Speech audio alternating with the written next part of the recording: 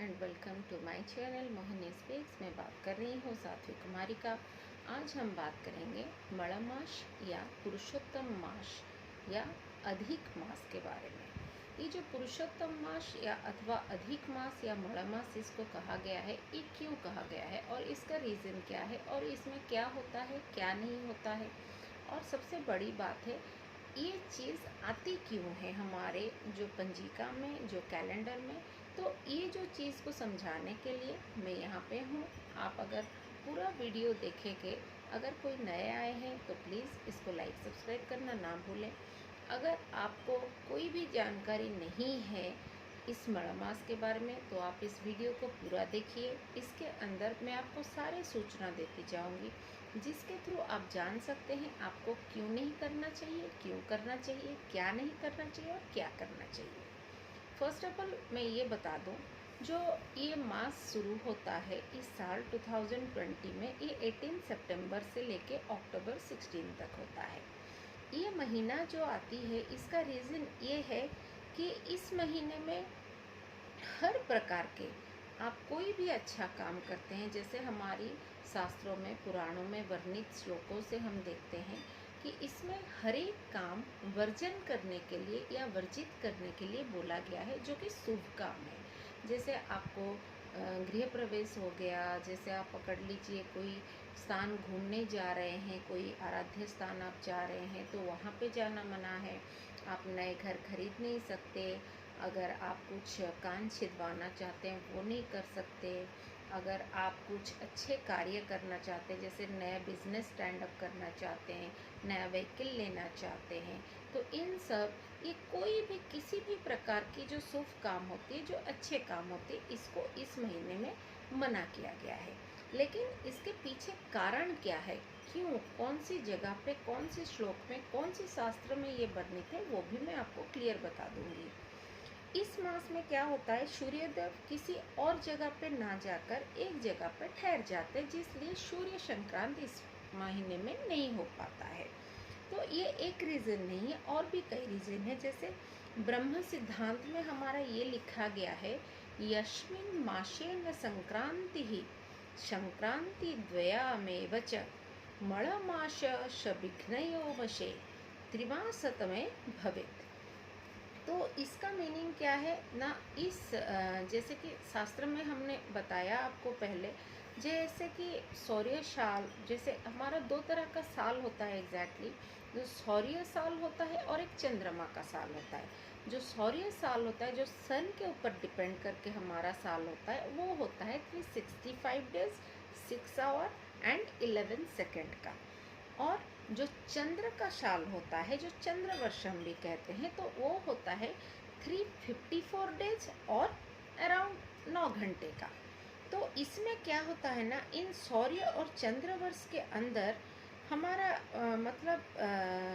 सामंजस्य के लिए जो डिफरेंस आ जाता है, 365 डेज में से कुछ बढ़ गया, इधर 354 ये में कुछ कम गया। तो ये जो बढ़ना घटना, इसमें क्या होता है, जैसे हमारा लीप ईयर आपको पता होगा, फरवरी में 29 डेज 4 हर साल में एक बार आता है। उसी तरह ये जो मास है ये हर 3 साल में एक बार आता है। लेकिन यहाँ पे जो नवरात्रि का सीजन में ये आया है, ये जो चीज़ पड़ा है ये 160 साल के बाद पड़ा है नवरात्रि के अंदर। तो इसमें भी हम जो साधक साधिकाएं हैं, जो मेरे भाई बहन जो साधना करते हैं, उनके लिए भी एक बहुत ही आप बोल सकते हैं एक बहुत बड़ी टाइम उनको मिल जाता है साधना करने के लिए। और उसके भी रीज़न क्या है, वो क्यों कर सकते हैं वो साधना, उसको भी मैं बताती हूँ। अधिक मास का आना ज़रूरी क्यों है, क्योंकि इसको हमें बैलेंस करना है। इसी तरह ये हर तीसरी वर्ष, यानी जैसे मैंने पहले बताया, ये हर 3 साल में एक बार आता है। तो अधिक मास का एक और खास महात्म्य क्या है, जिस कारण इसमें भगवान विष्णु जी क्या करते हैं, विष्णु जी कहते हैं कि विष्णु जी का पूजा करना चाहिए अधिक मास के अंदर। ये मैंने बता रही हूँ जो साधक भाई बहन हैं उनके लिए। जो विष्णु जी का उपाय करते हैं, जो विष्णु जी का पूजा करते हैं, तो उसमें क्या होता है ना, विष्णु जी के थ्रू आप विष्णु जी को शांति करके आप लक्ष्मी प्राप्ति या धन प्राप्ति का योग आपको बन रहा है। इसलिए विष्णु जी का आशीर्वाद प्राप्त करने ही आपको लक्ष्मी माता का भी धन प्राप्ति का योग बन जाता है। इसके कारण मल मास में हमको क्या क्या करना चाहिए, इसी वजह से जो विष्णु जी की पूजा की वजह से ही इसका दूसरा नाम पड़ा है पुरुषोत्तम मास। तो उसमें हम क्या करना चाहिए, जैसे आप भगवत गीता का पाठ कर लीजिए, आप रामायण रामचरितमानस का पाठ कर लीजिए, आप देवी पुराण पाठ कर लीजिए। अगर जो लोग मंत्र दीक्षा लिए हैं, तो आप जितने अधिक वो मंत्र का पावर बढ़ाना चाहते हैं, तो ये पूरे महीने में आप उसको बढ़ा सकते हैं। अधिक मास का अश्विन में क्या फल प्रदान करता है, ये भी शास्त्रों में वर्णन है। तो उसकी जो श्लोक है वो मैं अभी बता रही हूँ। अश्विनी परचक्रेण तस्करेह पीड़िताः प्रजाः सुभिक्षाम क्षेममारोग्यम दुर्भिक्षा दक्षिणापताः। जिस वर्ष में 2 आश्विन का मास ये जैसे आया, ये जो अधिक मास आया, ये 2 मतलब आश्विन मास यहाँ पे डबल हो गया। तो जिस वर्ष में 2 आश्विन मास आ जाता है, उसमें क्या होता है ना, जो श्लोक का अर्थ क्या इसमें बताया जाता है, विभिन्न प्रकार की, जैसे आपके यहाँ पे चोरी हो सकता है, आपको यहाँ पे महामारी फैल सकता है, यहाँ पे वन्या आ सकती है, यहाँ पे आपका साइक्लोन आ सकता है, यहाँ पे आपका जैसे बहुत तरह के नेचुरल कैलामिटी इस समय में आता है। जैसे अभी एक सबसे बड़ी समस्या हम लोगों का है कोरोना का समस्या। तो मैं ये कहना भूल गई हूँ कि सभी भाई बहन मेरे स्वस्थ रहें, सुरक्षित रहें, दूरियां बनाए रखें।